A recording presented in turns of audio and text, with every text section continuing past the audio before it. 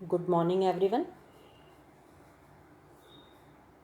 As you know, students, we are studying Unit 2, Nutrition, Food Science and Technology, Chapter number 6, Food Quality and Food Safety.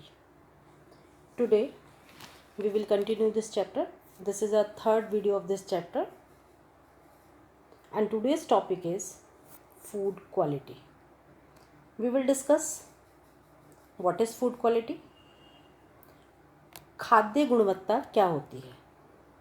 सबसे पहले खाद्य गुणवत्ता का अर्थ देखेंगे क्या होता है। खाद्य गुणवत्ता का तात्पर्य क्या है, किसी भी प्रोडक्ट के उन गुणों से मतलब है जो उस उपभोक्ता की दृष्टि से सुरक्षित है और वह उपभोक्ता जो भी उस प्रोडक्ट को यूज़ कर रहा है उसके लिए वह स्वीकार्य है। मीन्स खाद्य गुणवत्ता का तात्पर्य उन गुणों से है जो उपभोक्ताओं की दृष्टि से सुरक्षित और स्वीकार्य है। इसे हम क्या कहते हैं, फूड क्वालिटी। जिस भोजन को खाने के बाद उपभोक्ता को किसी भी प्रकार की कोई प्रॉब्लम नहीं होती है और वह सुरक्षित रहता है और वह उसके गुणों को स्वीकार कर लेता है, उसे ही खाद्य गुणवत्ता कहते हैं। अब खाद्य गुणवत्ता में देखेंगे कि इसके अंदर क्या क्या चीज़ें हम देखेंगे। किसी भी पदार्थ का रंग, सुगंध, बनावट, इन सब के साथ साथ उसके जो नकारात्मक गुण हैं जैसे सड़ना है, उसका संदूषण है, अपमिश्रण है, खाद्य सुरक्षा खतरे को बढ़ाता है।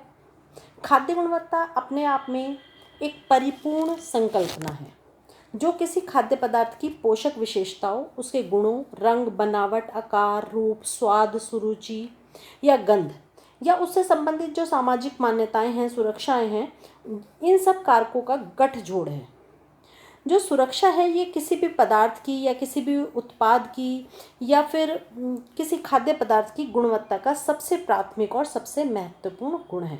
यदि आपसे पूछा जाए कि किसी भी खाद्य पदार्थ के लिए सबसे महत्वपूर्ण चीज़ क्या होती है, वो होती है उसकी सेफ्टी। तो ये सेफ्टी वाला पॉइंट आप याद रखेंगे। अब खाद्य पदार्थों को सेवन करने के लिए सुरक्षा और उसकी गुणवत्ता से सुनिश्चित करने के लिए दुनिया के सभी देशों तथा जितने भी अंतर्राष्ट्रीय संगठन हैं, इन्होंने कुछ फूड स्टैंडर्ड्स या फिर खाद्य मानक निर्धारित किए हैं तथा हर खाद्य उत्पादक, जितने भी खाद्य उत्पादक हैं, निर्माता है या फिर उसका आपूर्ति करता है, उनसे ये अपेक्षा की जाती है कि वह इन मानकों का सख्ती से पालन करें। यहाँ पर हम कुछ खाद्य मानक पढ़ेंगे कि वो खाद्य मानक कौन कौन से हैं। सबसे पहले हम देखते हैं कि खाद्य गुणवत्ता को सुनिश्चित करने के लिए कुछ पहलू हैं, उनको हमें ध्यान में रखना चाहिए। जैसे कच्चे माल और जल की गुणवत्ता का ध्यान में रखना है। परिसर, कर्मचारी हैं जो उस परिसर में काम कर रहे हैं, उनके उपकरण का ध्यान रखना है। खाद्य निर्माण का और भंडारण क्षेत्र जहाँ पर उसको स्टोर किया जा रहा है उसकी स्वच्छता का ध्यान रखना है। फिर है जो उपयुक्त ताप है उस पर खाद्य पदार्थ का भंडारण किया जा रहा है या नहीं किया जा रहा है, खाद्य स्वच्छता है या नहीं है। फिर सेवा के बेहतर तरीके मिल रहे हैं या नहीं। परिसर में जो कर्मचारी हैं तथा उपकरण हैं उनकी सुरक्षा के बेहतर प्रबंध हैं या नहीं है, इनको हमें ध्यान में रखना है। खाद्य सुरक्षा एवं गुणवत्ता संबंधी सभी नियमों का पालन करते हुए सुदृढ़ तंत्र जो हैं उनको यूज़ किया जा रहा है या नहीं किया जा रहा है। फिर है अंतर्राष्ट्रीय तथा राष्ट्रीय नियमों का कड़ाई से पालन किया जा रहा है या नहीं किया जा रहा है। जो भी खाद्य गुणवत्ता है उसको सुनिश्चित करने के लिए हमें इन बातों को ध्यान में रखना चाहिए। अब आता है हमारा फूड स्टैंडर्ड या खाद्य मानक। ये खाद्य मानक होते क्या हैं, इनके बारे में देखेंगे। देखिए, कोई भी खाद्य मानक सरकार या संबंधित एजेंसी द्वारा निर्धारित वह नियम या निर्देश होते हैं जिनका पालन खाद्य उत्पादन करने वाला व्यक्ति, संसाधन करने वाला व्यक्ति या उसको भंडारण करने वाला सभी इकाइयों को जानना जरूरी होता है ताकि खाद्य पदार्थों की गुणवत्ता और उसकी जो सुरक्षा है उसको सुनिश्चित किया जा सके। ठीक है, तो हम यहाँ पर कुछ मानक देखते हैं। कौन कौन से मानक हैं। सबसे पहले आता है कंपनी मानक। ये जो कंपनी मानक है ये कई कंपनियों द्वारा अपने स्वयं के उपयोग के लिए बनाए जाते हैं। कंपनी मानक क्या है, कंपनी मानक है ये कंपनी द्वारा बनाया जाता है और अपने स्वयं के उपयोग के लिए बनाया जाता है। सामान्यतः ये राष्ट्रीय मानकों की नकल ही होता है। ठीक है, फिर सेकंड आता है, सेकंड है हमारा राष्ट्रीय मानक। राष्ट्रीय मानक क्या है, ये वह मानक है, वो स्टैंडर्ड है ये जो राष्ट्रीय मानक संगठन द्वारा निर्धारित किया जाता है। इसको हम राष्ट्रीय मानक कहते हैं। ये मानक देश की सभी खाद्य पदार्थ संबंधित इकाइयों के लिए एक समान होते हैं। नेक्स्ट है हमारा क्षेत्रीय मानक। अब क्षेत्रीय मानक क्या है? ये वो मानक होता है जो किसी विशेष क्षेत्र की भौगोलिक और जलवायु संबंधी परिस्थितियों को ध्यान में रखकर निर्धारित किया जाता है। उसकी भौगोलिक स्थिति को देखना है और उसकी जलवायु संबंधी स्थिति को देखना है। इनको हम क्षेत्रीय मानक कहते हैं। ये मानक क्षेत्र की भौगोलिक और जलवायु संबंधी परिस्थितियों के अनुरूप अलग अलग हो सकते हैं। ठीक है। नेक्स्ट आता है अब हमारा अंतर्राष्ट्रीय मानक। अंतर्राष्ट्रीय मानक क्या होते हैं? ये मानक होते हैं जो अंतर्राष्ट्रीय मानकीकरण संगठन ISO और कोडेक्स एलिमेंटेरियस कमीशन या CAC इनके द्वारा निर्धारित किए जाते हैं, राष्ट्रीय मानक कहलाते हैं। और इन संगठनों के सभी सदस्य जो होते हैं वो देश के उत्पादों को इन मानकों का पालन करना अनिवार्य होता है, जैसे ISO। ठीक है। यहाँ पर अब हम फूड स्टैंडर्ड्स हमने पढ़ लिया है। अब हम पढ़ेंगे भारत में जो खाद्य मानक नियमन हैं वो कौन कौन से हैं। खाद्य मानक नियमन में हम देखेंगे सबसे पहले आता है हमारा फर्स्ट पॉइंट। इस पॉइंट को पहले ध्यान से समझ लो कि food standards regularisation in India. Bharat में खाद्य मानक अधिनियम कौन कौन से बने हैं? सबसे पहले जो खाद्य मानक अधिनियम बना था वो बना था खाद्य अपमिश्रण अधिनियम, जिसको हम इंग्लिश में कहते हैं prevention of food adulteration act. ये जो एक्ट है ये 1954 में बनाया गया था और इसको जो लागू किया गया था वो लागू किया गया था 1 जून 1955 को। ये ध्यान रखना, बना ये 1954 में था लेकिन इसको जो लागू किया गया वो 55 में किया गया था। ठीक है, 1955 में। अब ये होता क्या है? खाद्य अपमिश्रण अधिनियम क्या है? अपमिश्रण मीन्स मिलावट। अडल्ट्रेशन क्या है? खाद्य पदार्थों में मिलावट करना न केवल उपभोक्ताओं के लिए एक धोखा है बल्कि स्वास्थ्य के लिए गंभीर खतरा भी पैदा करता है। और इसी कारण से भारत में खाद्य पदार्थों की मिलावट की रोकथाम के लिए 1954 में ये prevention of food adulteration act बनाया गया था। ठीक है, जिसको जो लागू किया गया वो कब किया गया? 1955 में। जम्मू कश्मीर को छोड़कर पूरे राज्य में इसको लागू कर दिया। जम्मू कश्मीर राज्य को छोड़कर पूरे देश में इसको लागू कर दिया था। ठीक है। फिर ये अधिनियम 200 से अधिक बार संशोधित किया जा चुका है। इट मीन्स इसमें 200 से अधिक बार बहुत सारे चेंजेस किए जा चुके हैं। तो ये हमारा पहला एक्ट हो गया food standards regularisation in India में। जो पहला एक्ट है वो हमारा 1954 में बना था, जिसका नाम है भारत खाद्य अपमिश्रण अधिनियम।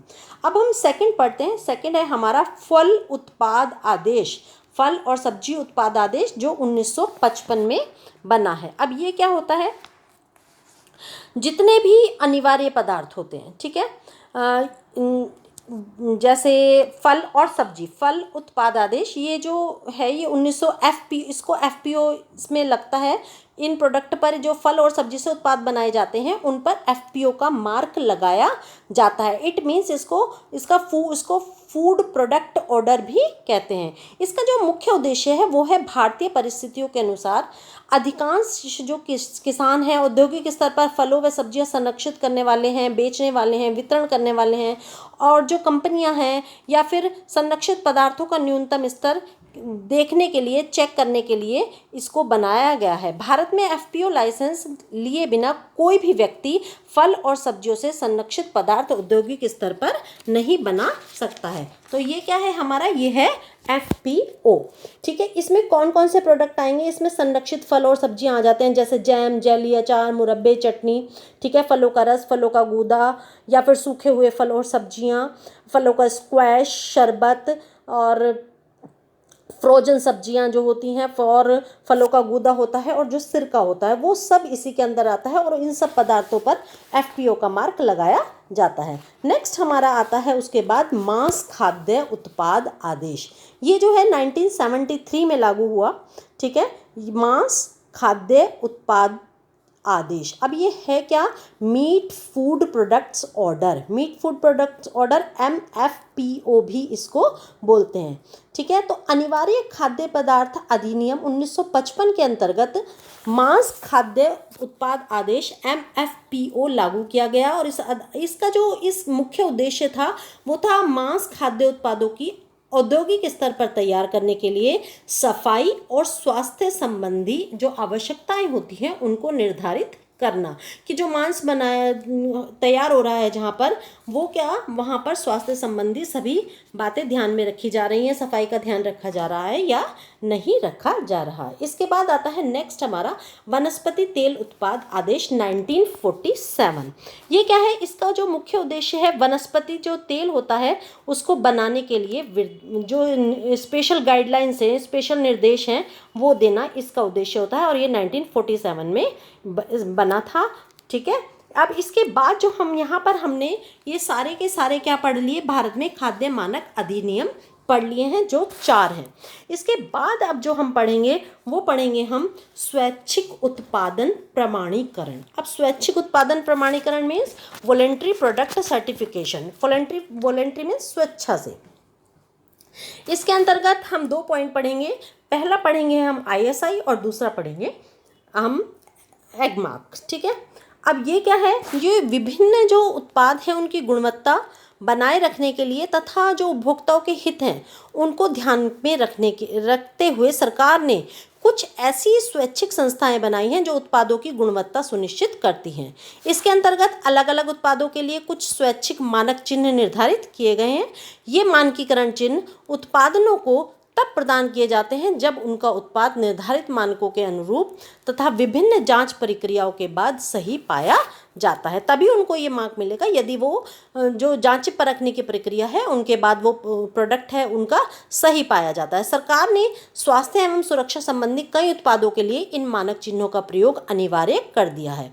जो मानकीकरण चिन्ह हैं वो किसी भी वस्तु की गुणवत्ता का विश्वास दिलाते हैं कि यदि अब इसके ऊपर ये मार्क लग गया तो यह प्रोडक्ट पूरी तरह से ठीक है, जांचा परखा गया है। सबसे पहले अब हम देखते हैं ISI मार्क। ISI मार्क क्या है, इसको हम कहते हैं इंडियन स्टैंडर्ड इंस्टीट्यूशन। ठीक है, इंडियन स्टैंडर्ड इंस्टीट्यूशन, ये इसकी फुल फॉर्म हो गई। भारतीय मानक संस्थान, जो अब भारतीय मानक ब्यूरो यानी कि bureau of Indian standard BIS के नाम से जाना जाता है, द्वारा प्रदान किया जाता है। कौन प्रदान करता है इसको, BIS प्रदान करता है। ठीक है, इस चिन्ह के प्रयोग का लाइसेंस औद्योगिक व उपभोक्ताओं वस्तुओं के उन उत्पादनों को दिया जाता है जिनका उत्पाद इस संस्था द्वारा निर्धारित मानकों के अनुरूप जांच प्रणाली में सही पाया जाता है। यदि कोई प्रोडक्ट जांच प्रणाली में सही नहीं पाया जाता तो उसके ऊपर ISI मार्क लगाने का अधिकार नहीं दिया जाता है। ISI मार्क युक्त उत्पाद खरीदने से उपभोक्ताओं को भरोसा होता है कि वह प्रोडक्ट पूरी तरह से जांचा और परखा गया है। जो भारतीय मानक ब्यूरो द्वारा लाइसेंस धारक होते हैं उनके उत्पादकों की समय समय पर जांच की जाती है और अचानक से भी जांच कर ली जाती है। अब जो ये ISI का मार्क है ये किन किन खाद्य पदार्थों पर लगाया जाता है। देखिए, जो खाद्य पदार्थ है उनमें जो खाद्य पदार्थ में देखिए, एक तो प्रेस पर, पंखे पर, रेगुलेटर पर, पानी गर्म करने की रोड पर, गीजर पर, कुकर पर, गैस के चूल्हे पर, और उसके अलावा ये ISI का मार्क कुछ खाद्य पदार्थों पर भी लगाया जाता है जिसमें हमें हमेशा कन्फ्यूज़न हो जाता है। देखिए, नमक, बिस्किट और पाउडर का दूध, कॉफ़ी, कस्टर्ड पाउडर, इन सब पर भी ISI का मार्क ही लगाया जाता है। यदि ISI मार्क लगा है इट मीन्स वह पदार्थ पूरी तरह से जांचा और परखा गया है। नेक्स्ट आता है अब हमारा सेकंड पॉइंट, एगमार्क। अब ये एगमार्क क्या है, एगमार्क चिन्ह भारत सरकार के कृषि मंत्रालय के अधीन विपणन एवं निरीक्षण निदेशालय द्वारा कृषि उत्पादों की गुणवत्ता के लिए निर्धारित किया गया है। ये संस्था विभिन्न प्रकार के संशोधित और अर्ध कृषि उत्पाद जैसे मसाले, दाल, खाद्य तेल, मक्खन, चावल, चाय पत्ती, शहद, अंडे, इनकी गुणवत्ता को जांच के बाद विभिन्न श्रेणियां प्रदान की जाती हैं। ध्यान रखेंगे, एगमार्क मीन्स एग्रीकल्चरल मार्क, यानी कि जो प्रोडक्ट खेती के बाद हमें प्रदान होते हैं, मिलते हैं, खेतों से हमें मिलते हैं, जैसे दाल चावल। ठीक है, दाल चावल के बाद क्या हो गया, चाय पत्ती हो गया, शहद हो गया, अंडे हो गए। ठीक है, उन पर ये एगमार्क लगाया जाता है। ठीक है, एगमार्क के लिए आपको सब प्रोडक्ट मैंने बताए हैं, दाल, चावल, बेसन, घी, मक्खन, घी पर भी एगमार्क लगता है, और सभी प्रकार के मसाले हो गए, शहद हो गई, मूंगफली हो गई, गुड़ हो गई, चाय पत्ती हो गई, कॉफ़ी हो गई, ठीक है। नमक पर एगमार्क भी लगता है और नमक पर ISI का मार्क भी लगाया जाता है। तो इसमें कंफ्यूज होने की ज़रूरत नहीं है कि मैडम आपने इस पर बताया था, तो ये दोनों पर ही लगाया जाता है, ठीक है। फिर उसके बाद हम एगमार्क के बाद हम देखते हैं अब food safety and standard act, ठीक है। Food safety and standard act FSSAI 2006। अब ये FSSAI क्या है? खाद्य सुरक्षा और मानक अधिनियम। खाद्य सुरक्षा को सुनिश्चित करने के लिए सरकार ने समय समय पर कई नियम बनाए हैं। ये 2006 में बनाया गया था, जो धीरे धीरे खाद्य उद्योगों को, जैसे खाद्य उद्योगों में बहुत सारी मिलावट होने लगी थी, उन मिलावटों को रोकने के लिए ये एक्ट बनाया गया था। और इसकी इसलिए आवश्यकता महसूस की गई क्योंकि खाद्य गुणवत्ता में बहुत सारी चीज़ों का क्या कर दिया गया था, एकीकरण कर दिया गया था। तो इस उद्देश्य से भारत सरकार ने 2006 में खाद्य सुरक्षा और मानक अधिनियम FSSAI food safety and standard act FSSAI पारित किया गया था। इस अधिनियम का उद्देश्य क्या था? इस अधिनियम का जो मुख्य उद्देश्य है वो है खाद्य से संबंधित विभिन्न नियमों को समेकित करना, मीन्स मिला देना, और भारतीय खाद्य सुरक्षा और मानक प्राधिकरण की स्थापना, खाद्य वस्तुओं के लिए विज्ञान आधारित मानकों का निर्धारण करने और मानव उपभोग के लिए सुरक्षित और पौष्टिक आहार की उपलब्धता सुनिश्चित करने हेतु उनके विनिर्माण, भंडारण, वितरण, बिक्री और आयात को विनियमित करने के लिए की गई थी। इस अधिनियम में खाद्य पदार्थों के निर्माण परिसर और उसके चारों ओर स्वास्थ्यजनक जो परिस्थितियां होती हैं उनको बनाए रखने के लिए वैज्ञानिक तरीके से मानव स्वास्थ्य के खतरों के संभावित कारकों का आकलन और उनके प्रबंधन का भी प्रावधान किया गया है।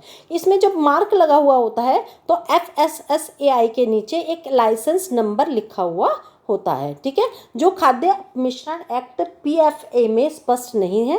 इसके अतिरिक्त खाद्य सुरक्षा और मानक अधिनियम खाद्य नियमों के अंतर्राष्ट्रीय मानकों का काफ़ी हद तक अनुकरण करता है। तो यहाँ पर हमने food safety and standard act 2006 पढ़ लिया। इसके बाद अब हम आज का क्या स्टार्ट करते हैं? आज का अब हम क्विज स्टार्ट करते हैं, ठीक है। जितना हमने अब तक पढ़ा है इसके ऊपर थोड़े से क्वेश्चंस देखेंगे और फिर आप इनके आंसर्स करेंगे। देखिए, पहला क्वेश्चन हमारा आता है, किसी भी खाद्य पदार्थ की गुणवत्ता का प्राथमिक और सबसे महत्वपूर्ण गुण क्या है? रंग है, बनावट है, आकार है, या सुरक्षा है? जैसे आपने लास्ट वीडियो में आंसर किए थे उसी तरह से आप इसका भी आंसर कमेंट बॉक्स में देंगे, ठीक है। फिर हमारा सेकेंड क्वेश्चन आता है, खाद्य अपमिश्रण अधिनियम कब पारित हुआ था? यहाँ पर ये नहीं बताना है कि ये लागू कब हुआ था, आपको बताना है ये पारित कब हुआ था, 1950 में, 51 में, 1954 में या 1956 में। हमारा थर्ड क्वेश्चन आता है, नमक पर कौन सा मानकीकरण चिन्ह लगाया जाता है, ठीक है। नेक्स्ट आता है अब हमारा, एगमार्क का चिन्ह किस उत्पाद पर लगाया जाता है? एगमार्क का जो चिन्ह है वो इनमें से किस पर लगाया जाता है? नेक्स्ट आता है पांचवा क्वेश्चन, खाद्य सुरक्षा और मानक अधिनियम कब लागू हुआ? खाद्य सुरक्षा और मानक अधिनियम 2007 में लागू हुआ, 6 में लागू हुआ, 2008 में लागू हुआ या 1950 में लागू हुआ? तो यहाँ पर अब हम इस वीडियो को ख़त्म करते हैं बच्चों। इससे अगला टॉपिक हम नेक्स्ट वीडियो में लेंगे, ठीक है। थैंक यू बच्चों।